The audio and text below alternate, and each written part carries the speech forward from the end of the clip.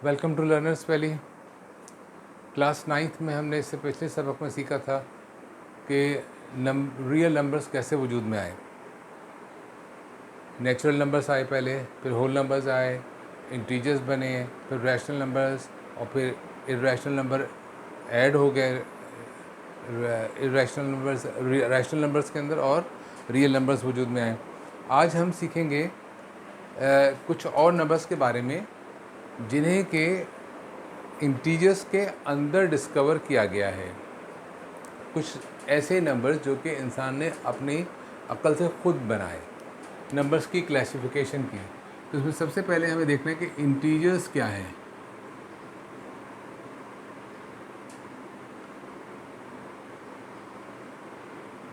Integers को z से denote करते हैं।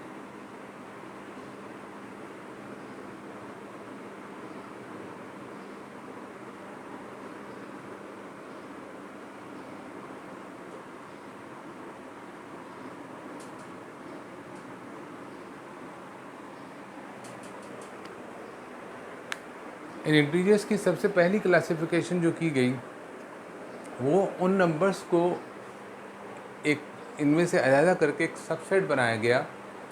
वो नंबर्स जो दो इक्वल पार्ट्स में डिवाइड हो सकते हैं। वो कौन से नंबर हो सकते हैं, इस बात को हम छोटी सी एग्जांपल से समझते हैं। मिसाल के तौर पे एक ऑब्जेक्ट है हमारे पास, एक टॉफ़ी कह लीजिए, एक स्वीट है, एक है। क्या हम इसको दो पार्ट्स में डिवाइड कर सकते हैं? एक और ग्रुप है जिसमें हमारे पास दो ऑब्जेक्ट्स हैं कोई, एक में हमारे पास तीन ऑब्जेक्ट्स हैं, then there are four objects हैं।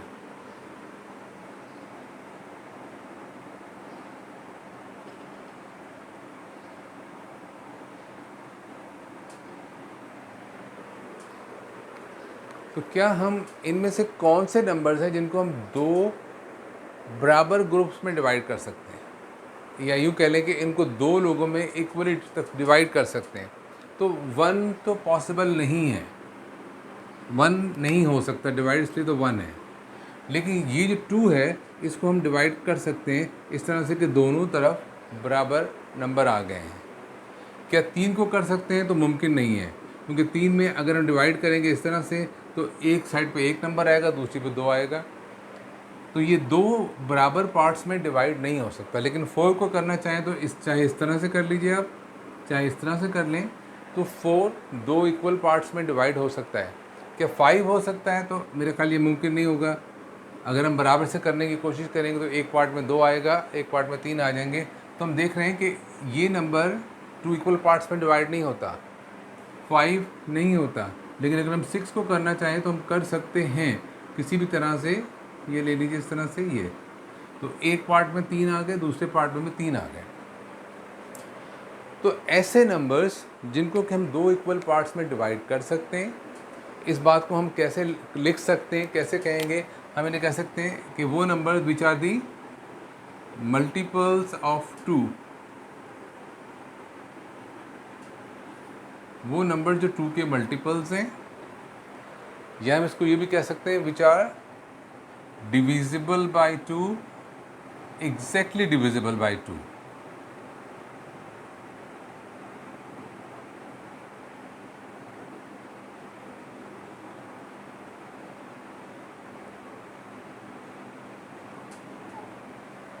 मल्टीपल्स का मतलब आप जानते हैं, मल्टीपल्स टेबल होता है, 2, 4, 6, 8 जैसे 2 का टेबल है। लेकिन टेबल नॉर्मली जो लिखा जाता है वो 10 तक, 12 तक, 20 तक लिखा जाता है, लेकिन मल्टीपल्स की कोई हद नहीं होती है, इन्फिनिटी तक चलते रहते हैं। सो वो नंबर जो 2 पे डिवाइड हो जाए या जो 2 के मल्टीपल्स हैं इसके अंदर, उनको हमने अलग कर दिया और उन्हें एक नाम दे दिया। उन्हें नाम दिया इवन नंबर्स।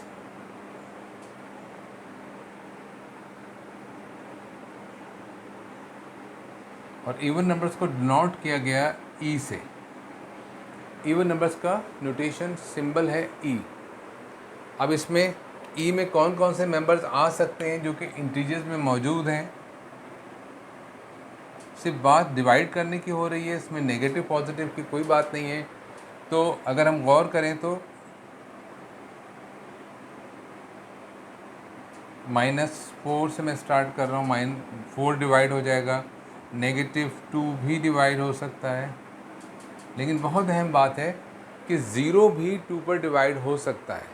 0 2 का मल्टीपल बन सकता है, क्योंकि 0 किसी भी नंबर पर डिवाइड हो सकता है, लिहाजा 0 भी इवन नंबर का पार्ट होगा। उसके बाद +2 है और +4 है, और इस तरह ये सिलसिला चलता रहेगा। ये सारे के सारे इंटीजर्स जो कि 2 पर डिवाइड हो सकते हैं या 2 के मल्टीपल्स हैं, ये तमाम इवन नंबर्स हैं, या ये ऐसे नंबर्स हैं जिनको हम 2 बराबर पार्ट्स में डिवाइड कर सकते हैं। These are even numbers. ये तो इवन नंबर्स हो गए। अब सवाल रह जाता है कि वो नंबर्स जैसे कि 1 है, जैसे कि 3 है, जैसे कि 5 है, ये इवन नहीं है, these are non even numbers. तो नॉन इवन नंबर्स के लिए हमारे पास एक लफ्ज़ है, actually these are non even numbers. I want to remove this part.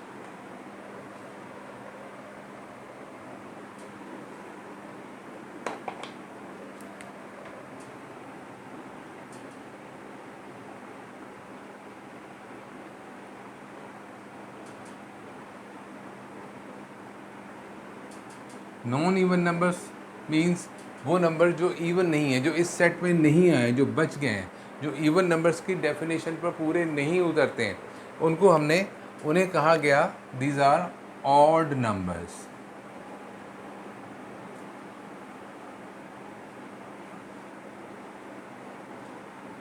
और इसको डिनोट किया गया ओ से। Non even numbers are odd numbers. अब इंटीजर्स के अंदर ये जब आपके पास इवन नंबर्स आपको मालूम है, जो इसको अगर हम निकाल दें इंटीजर्स में से, तो जितने भी नंबर्स बाकी बच जाएंगे वो सारे ऑड हैं। डेफिनेशन वाइज देखा जाए, वो नंबर जो डिवाइड नहीं हो सकते 2 इक्वल पार्ट्स में, वो ऑड नंबर्स हैं। तो ऑड नंबर्स क्या होंगे इंटीजर्स में से?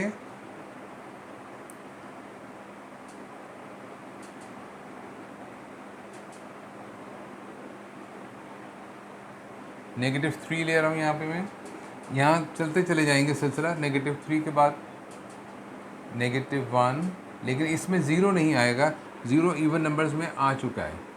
फिर +1, फिर +3, फिर +5, +7, +9 एंड सो ऑन। इसी तरह से यहाँ पे -3 है, फिर -5 आएगा, -7 एंड ऑन। ये ऑड नंबर्स हैं और ये इवन नंबर्स हैं। Odd and even numbers are the part of integers. यूँ कहना चाहिए कि हम इंटीजर्स को 2 पार्ट्स में डिवाइड कर देते हैं और 2 नए सेट बना लेते हैं। एक ऑड नंबर्स का सेट है, एक इवन नंबर्स का सेट है। ऑड और इवन नंबर्स का तस्वुर नया नहीं है आप लोगों के लिए, या आप छोटी क्लासों से पढ़ते आ रहे हैं, लेकिन इस स्टेज पे ये बताना ज़रूरी है कि ऑड और इवन नंबर्स, इससे पहले आपने सिर्फ पॉजिटिव पढ़े हैं।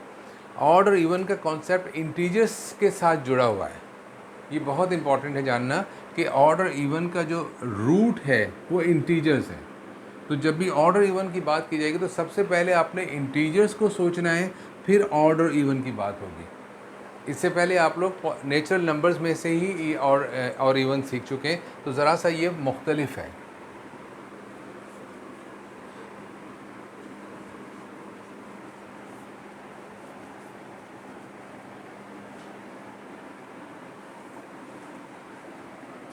इसके बाद में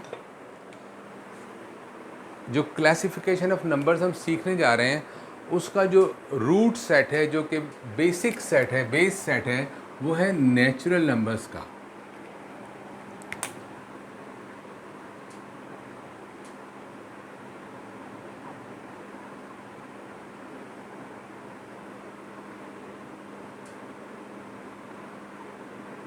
नेचुरल नंबर्स जिसको हम n से डिनोट करते हैं।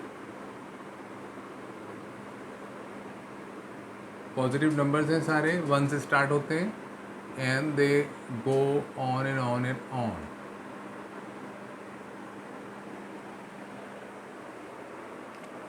अब जो क्लासिफिकेशन हम नंबर्स की पढ़ने जा रहे हैं, जो कि मैन मेड है, इंसान की अपनी सोची हुई है, जो उसने इन नंबर्स में डिस्कवर की अपनी डेफिनेशन बना के, वो क्लासिफिकेशन को हमें समझना है। तो पहले मैं आपको उनका तारुफ करवा रहा हूँ, उनके नाम बता रहा हूँ कि वो कौन से नंबर्स हैं, फिर हम उनकी डेफिनेशन पर जाएंगे। तो सबसे पहले इसमें जो क्लासिफिकेशन आ रही वो है प्राइम नंबर्स। ये बहुत अहम तस्वुर है मैथ्स के अंदर और बहुत ज़्यादा इन नंबर्स का इस्तेमाल होता है। इस सेट को नॉर्मली हम P से डिनोट करते हैं। उसके बाद दूसरा सेट है जो कि इसी नेचुरल नंबर से निकाला जाता है, वो है कंपोजिट नंबर्स का।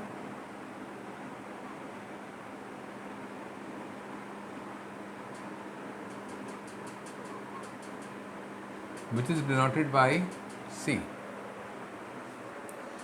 लेकिन इन नंबर्स को समझने से पहले हमें कुछ और कॉन्सेप्ट्स को समझना पड़ेगा। वो कुछ बेसिक कॉन्सेप्ट्स मैं आपको समझा रहा हूँ, उसके बाद में हम देखेंगे कि प्राइम और कंपोजिट कैसे मालूम किए जा सकते हैं। मैं इसे मिटा रहा हूँ और हम बहुत बुनियादी तस्वुरात की तरफ जा रहे हैं इस वक्त, जो कि क्लास 3-4 प्राइमरी लेवल के कॉन्सेप्ट्स हैं और यकीनन आप लोगों को आते होंगे, आप लोग उससे वाकिफ़ होंगे। तो इसमें मैं एक मिसाल ले रहा हूँ। मिसाल के तौर पे 15 divided by 3 is equal to 5। ये एक सिंपल डिवाइड की प्रॉब्लम है। 15 को आप 3 पर डिवाइड करेंगे तो 5 आंसर आएगा। मुझे बताने की ज़रूरत नहीं है कि इसको कैसे डिवाइड करते हैं या ये जवाब कैसे आ गया, ये कोई कमाल नहीं है। लेकिन यहाँ पे जो टर्म्स हमें सीखनी हैं वो क्या हैं कि इस स्टेटमेंट के अंदर एक नंबर डिवाइड हो रहा है और एक नंबर डिवाइड कर रहा है। 3 नंबर्स हैं यहाँ पे। एक नंबर डिवाइड हो रहा है, एक नंबर उसको डिवाइड कर रहा है और एक डिवाइड का आंसर आ रहा है। So we have got 3 different numbers और इन तीनों नंबर्स का अलग अलग नाम और फंक्शन है which we are going to learn now. तो इसमें कौन सा नंबर डिवाइड हो रहा है और कौन सा कर रहा है, आंसर को पहचानना तो मुश्किल नहीं है। ये डिवीज़न का आंसर आ रहा है, रिज़ल्ट आ रहा है डिवीज़न का। लेकिन इन दोनों नंबर्स में से कौन सा नंबर डिवाइड कर रहा है, तो याद रखें जो नंबर डिवाइड के साइन के बाद लिखा गया है वो डिवाइड कर रहा है। इस नंबर को हम कहते हैं डिवाइज़र। ये टर्म्स को समझना बहुत ज़रूरी है क्योंकि हम इन अल्फाज का इस्तेमाल करते हैं और हमें मतलब मालूम नहीं होता, तो हमें समझ नहीं आता और हम गलती करना शुरू कर देते हैं। 15 जो है डिवाइड हो रहा है, तो इस डिवाइड वाली सिचुएशन में इसको कहते हैं डिविडेंड।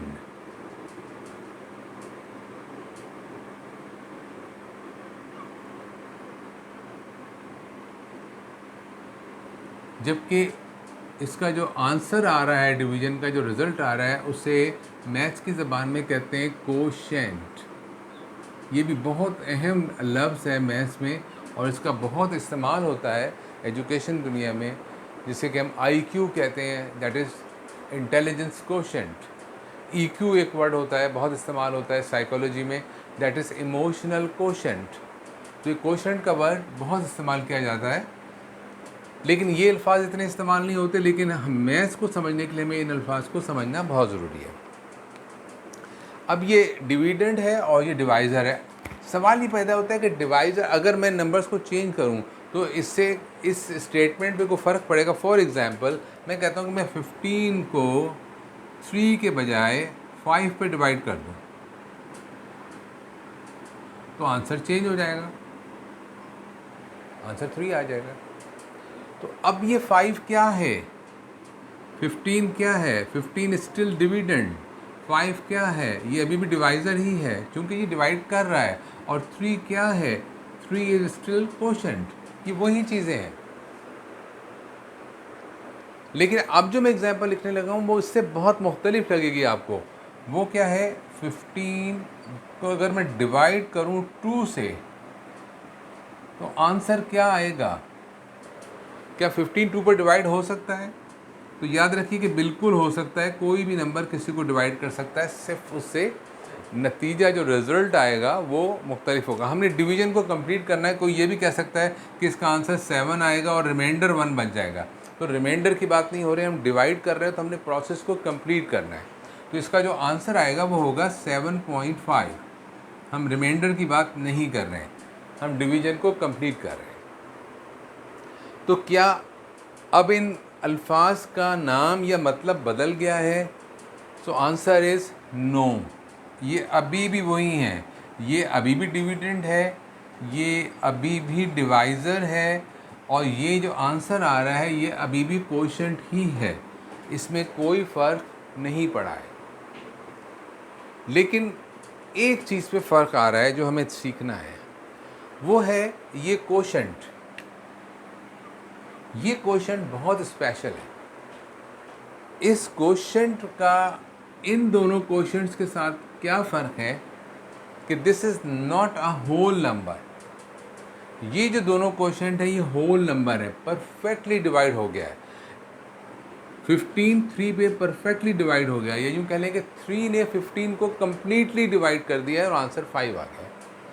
इस सिचुएशन में देखें तो 15 को 5 ने कम्प्लीटली डिवाइड कर दिया, आंसर 3, कोई चीज़ बचती नहीं, कोई कन्फ्यूजन नहीं, और ये एक होल नंबर है। इम्पॉर्टेंट बात ये है कि ये एक होल नंबर आ रहा है, quotient is a whole number, complete number है, फ्रैक्शन नहीं है।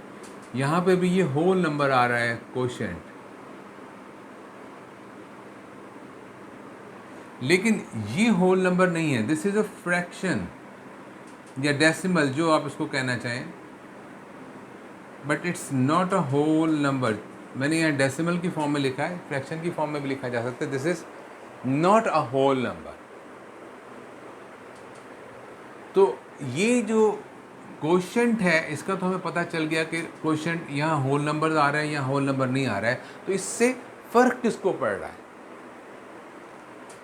और इन दोनों सिचुएशंस के अंदर तो यहाँ याद रखने की बात ये कि जो वर्ड डिवाइज़र है, जो फ़र्क पड़ना है वो सिर्फ इसको पढ़ना है। इस तीनों केसेस में अगर फ़र्क पड़ेगा तो डिवाइज़र को पड़ेगा। ये तीनों नंबर डिवाइज़र हैं, 3 भी डिवाइज़र है, 5 भी डिवाइज़र है, 2 भी डिवाइज़र है, लेकिन ये डिवाइज़र मुख्तलिफ है इन दोनों से।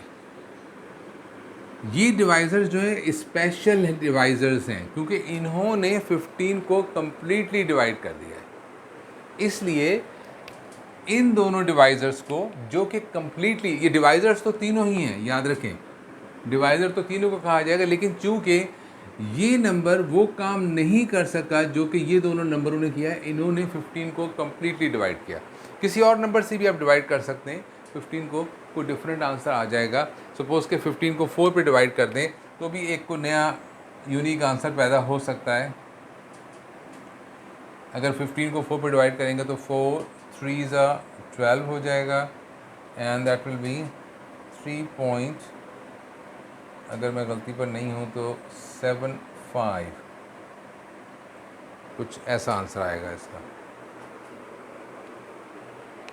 तो ये आंसर जो है ये भी मे बी, इसको चेक कीजिएगा, डजेंट मैटर कि क्या है, लेकिन वो एक होल नंबर नहीं है, this is not a whole number.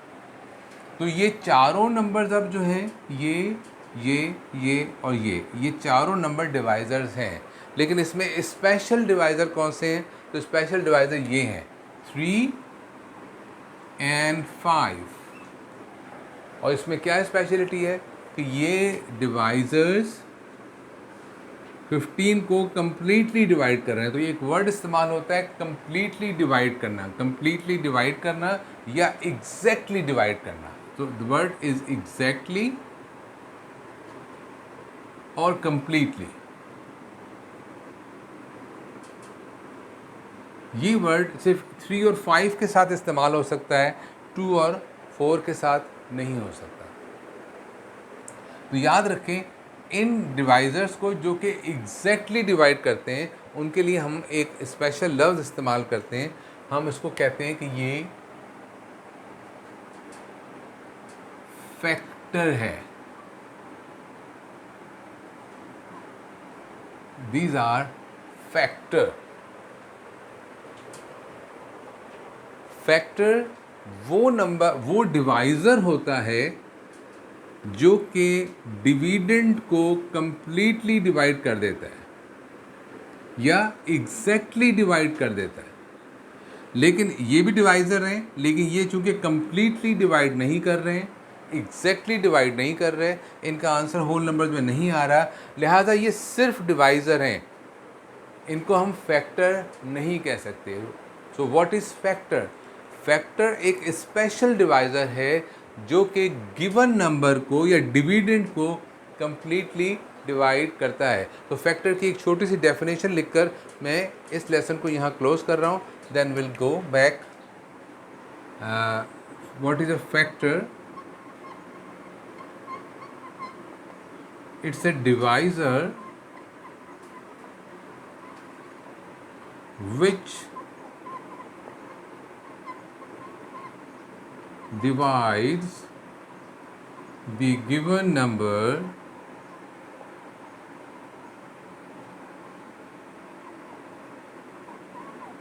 exactly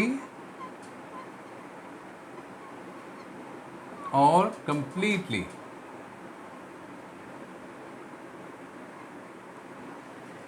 So what is a factor? Factor बुनियादी तौर पे एक डिवाइज़र है, लेकिन ये वो डिवाइज़र है जो कि गिवन नंबर को कंप्लीटली डिवाइड कर देता है और उसका जो आंसर है वो होल नंबर में आता है। ओके, सो डिवाइज़र और डिवाइज़र के अंदर वो नंबर, वो स्पेशल डिवाइज़र्स जो कि कंप्लीटली डिवाइड करते हैं, वो फैक्टर्स कहलाते हैं। अब इसकी बेस के ऊपर हमने अब जो चीज़ पढ़नी है आगे, वो है प्राइम एंड कंपोजिट नंबर्स। ठीक है, अपने नेक्स्ट लेसन में हम बात करेंगे। Thank you very much.